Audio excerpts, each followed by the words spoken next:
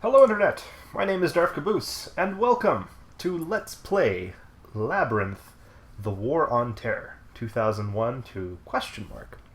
Labyrinth, The War on Terror is a board game developed by GMT Games, whose game designer, is called, his name is Volko Ruhnke.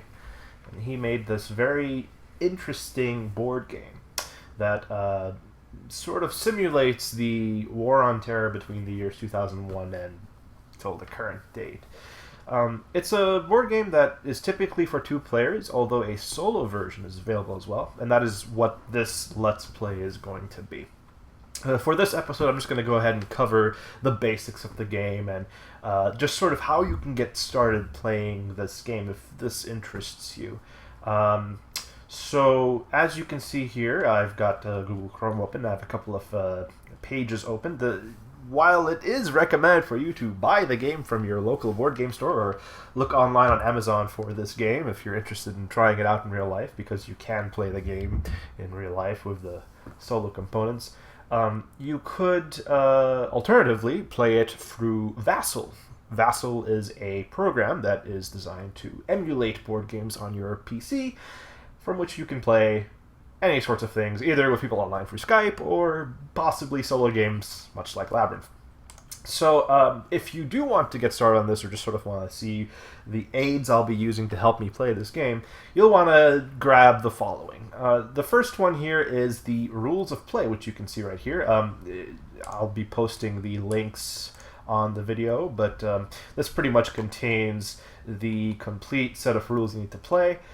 Most of the rules will cover that of a two-player game, but there is a special section that governs how the bot, the Jihadist bot, will play in a one-player game. So there's that.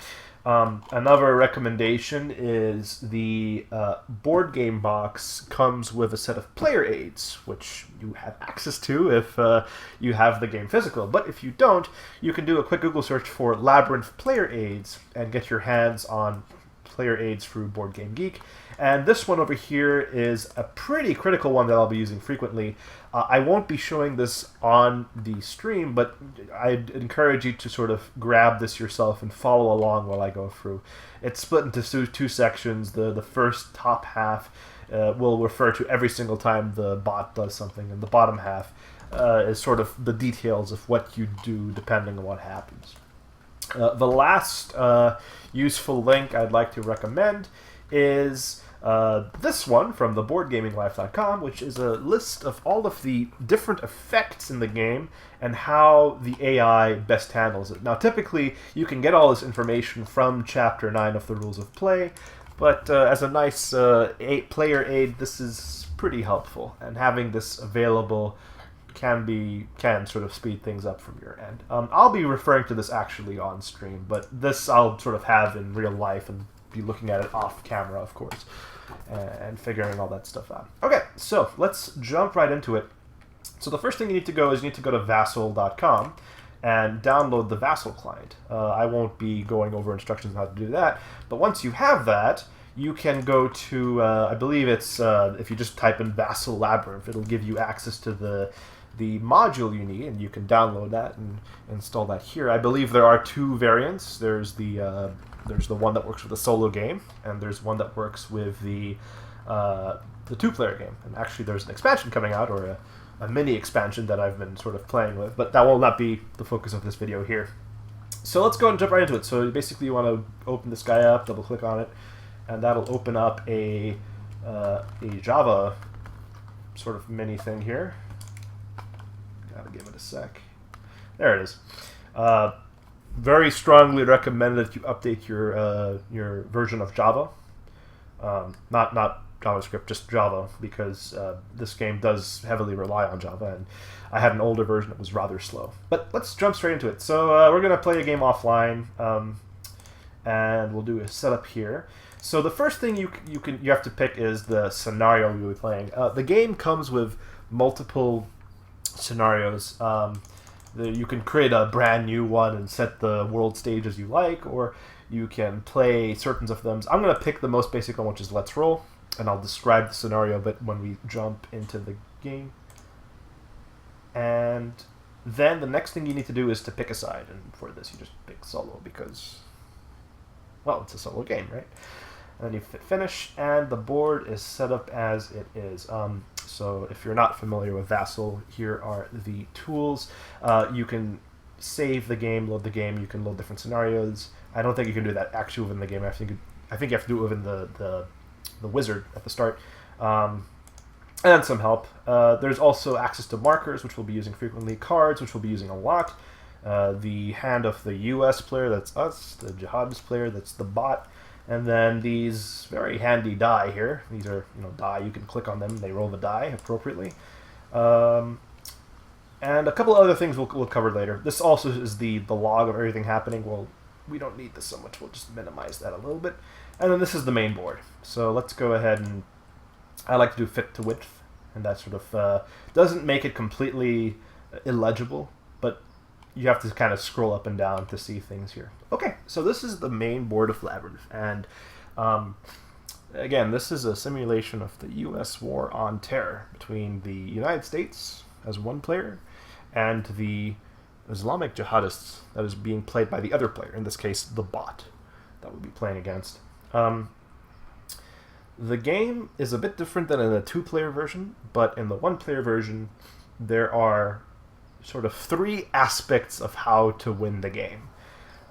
You can see here that on this map, there's a bunch of boxes here that represent country names, like here's Serbia, and here's the US, and here's Lebanon, and here's Pakistan, and the Philippines, and all these different countries. And you'll notice that some of these are marked green, and these are sort of the battleground states of the game.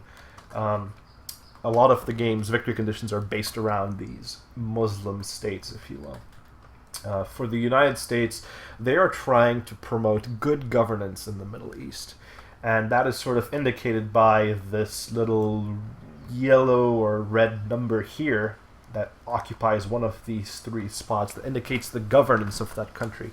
The United States is essentially trying to bring countries to what's known as good governance, this blue color here. For the jihadists, they are trying to promote Islamic rule, and they're trying to bring countries to Islamist rule.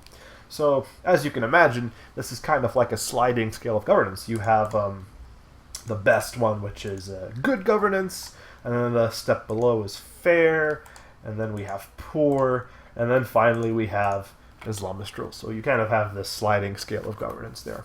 There's also another aspect where countries can either be an ally to the United States, or they could be neutral, or they could be outright adversaries. And that affects some of the different things you can do in the game, so we'll be paying a bit of attention to that. So that's basically how those countries work. There are also non-Muslim countries that you can see here. They don't have a governance per se, but rather they have a posture or a stance towards how the world should tackle Islamic terrorism and jihadism. Basically, they can either be hard, they can go after them aggressively, or they can be soft and prefer to use soft power and diplomacy instead. And for the purpose of the game, that's just going to be a single counter. So a country can either be hard, or it could be soft.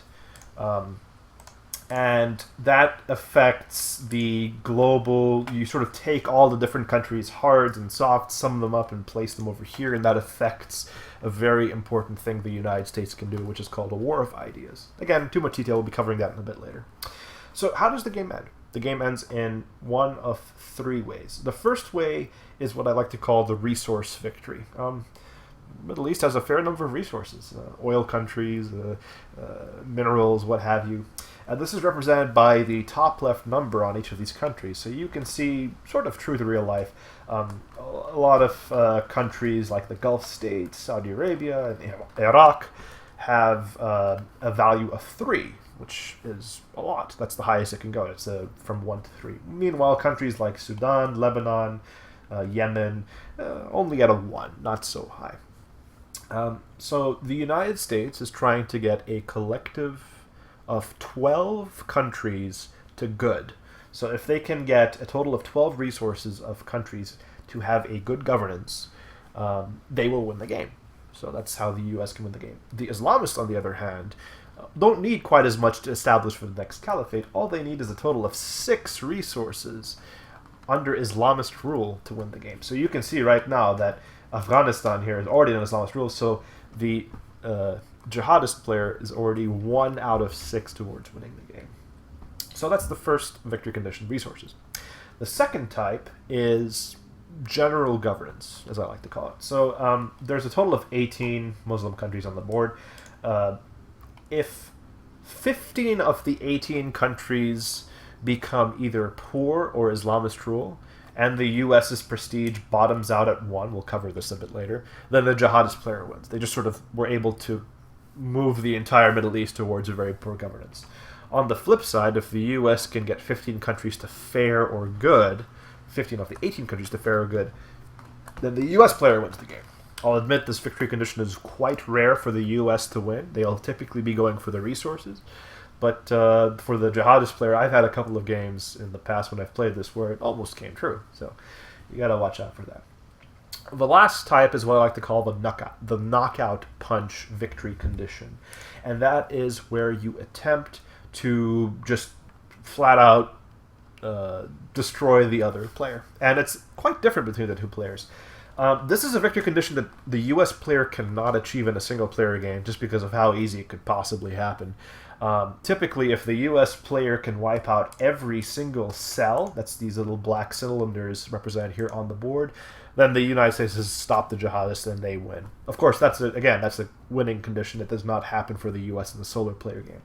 For the jihadists, however, if they are able to get their hands on a weapon of mass destruction, either through Pakistan, like these little plots here, or through Central Asia or Russia, as you can see with the skull bones, and then successfully execute that plot in the United States, I mean, that's pretty bad times for the United States. And the jihadist player would immediately win when that happens. So quick recap. There's the resources victory condition. That's 12 for the U.S. at good, or 6 for the Islamists at Islamist rule, or general governance. That's 15 of the 18 are either good fair for the U.S. or poor Islamist rule for the jihadist player. And then the knockout punch, which for the jihadists is just getting a WMD and planting it and having it successfully go off in the U.S. If this doesn't get me on the list, I don't know what will. Anyway, all right, so that is a general overview of how the game works. Let's talk a bit more about how the individual minutiae of how the game goes, though. So this is a card-driven game, very similar to other GMT games like Twilight Struggle or other games of Ruhnke's past, sort of the games he did in the past. Typically, you'll have a set of cards, and this game comes with 120 cards, and the U.S. player will have a hand, and the jihadist will have a hand. And there is, if you can see up here at the top, there's basically a sort of action sequence that occurs. The jihadist player plays 2 cards back to back and does stuff with those cards. And then the U.S. player does 2 things. And then you can see plots resolve, and then it kind of goes back into the same 2 for the jihadist, 2 for the U.S. And it keeps going until both sides run out of cards, and then a new set of cards are dealt out, and play continues from there. Okay, so that's pretty much how the game will go. I will cover some more interesting details as we go along, but for now, let's just go ahead and set things up here. So the first thing you want to do whenever you start a game, you'll notice that all of this talking I've done so far has just been explaining the game, but I really haven't done any manipulating of chits. The game actually knows all of the scenarios beforehand and sets up all the pieces accordingly, so you don't have to worry about any of that. But what we do have to do is deal out the starting hands, and that's not as hard as you think. So one of the things you want to keep an eye out for is in the top right here are 2 very important tracks. There is the troops track, which is where all the U.S. troops come from. They are represented as cubes in this game. And for the jihadists, we have the cells, and you can see there's this sort of funding track over here.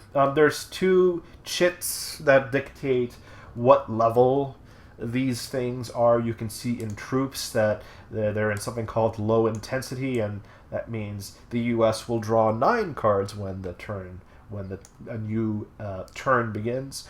And for the jihadists, you can see that their funding is all the way up on ample, which means they will draw 9 cards as well. So let's just go ahead and do that.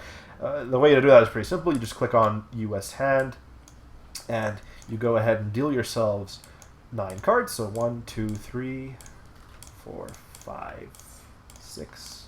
Can get a little sticky sometimes. 7, 8, 9. So that's the US hand.